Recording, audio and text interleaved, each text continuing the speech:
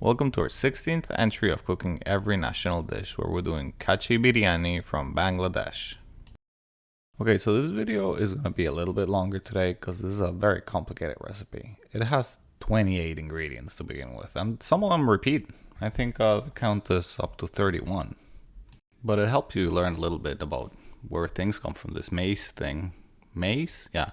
It's apparently a covering of the nutmeg, which is also covered in a fruit. So it has like the nutmeg surrounded by the mace, surrounded by the fruit. Anyway, I think again, my theory in this dish is whoever was making this recipe up was just trying to, empty their pantry a little bit. They had too many things. Just put it all in one dish. Turned out to be delicious. Good for them.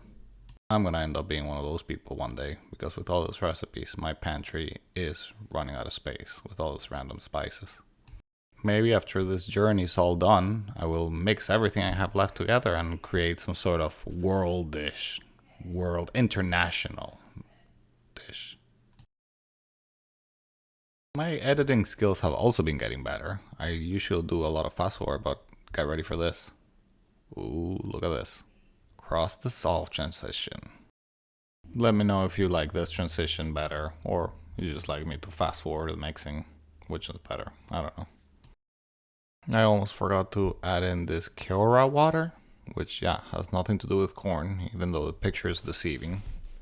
But now after 1 tablespoon of keora water, I have a full bottle, which I guess I put next to my rose water on the fridge. I tried this tip for peeling potatoes of holding it with a fork, and it was not a really good tip. I ended up peeling all the other potatoes by hand. This is my first time using powder food dye, food coloring, and it's in a tricky situation because they ask you to first put the food dye, food coloring, and then they ask you to brown the potatoes in oil, which gets tricky because they're already colored in. And set aside. There's going to be a lot of set aside on this video. Do this, do that, set aside.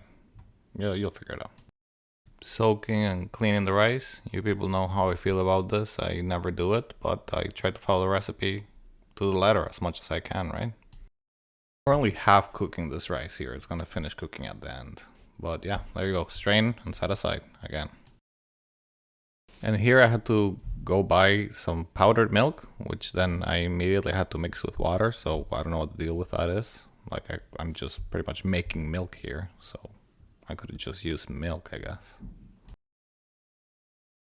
This upcoming part here, you can consider it a bonus content of the recipe, because I look at many recipes online on how to do this dish, and they all tell you just like use some dough. Like they not what kind of dough. I don't know, bread dough, pizza dough, croissant dough. I have no clue, and I don't really know if this dough is the proper dough, but at least I'm showing you what I made to make this dough. Another thing that nobody says on their recipes is what kind of goat meat to make. Like I said, is it ribs? Is it shoulder? Hind legs? And to be completely honest, I guess that's for the best, because in the grocery store they only had one package that said goat meat. It's not like I really had a choice of what goat meat I could choose. This part of the recipe is when all the things you set aside finally come into play, and you make the whole ensemble, making kind of like a layer cake, right? Here we're adding the rehydrated milk mixture. By the way, all that time that we spend making the dough for this recipe is not for eating in the recipe. This dough is to create a seal in between the lid and the pot, right? So it's kind of like a pressure cooker, but I guess they were doing this recipe well before pressure cookers were a thing. Maybe these were the origins of pressure cooking, right?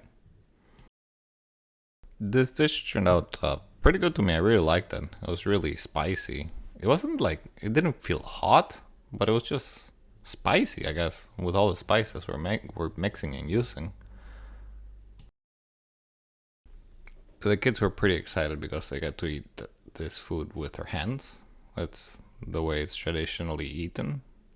Or I don't know if everybody eats with their hands in Bangladesh, so I thought that's the way I saw people eating it. But I told them that they could, and they were thrilled about it. Okay, oldest kid likes it. Middle kid apprehensive. Trying to shove too much. Doesn't know how to measure with his hands, I guess. And, he likes them. They all liked it at first, to be honest. But it turned out to be too spicy for them at the end. Look at this. You see, he, again, goes for more before giving his opinion.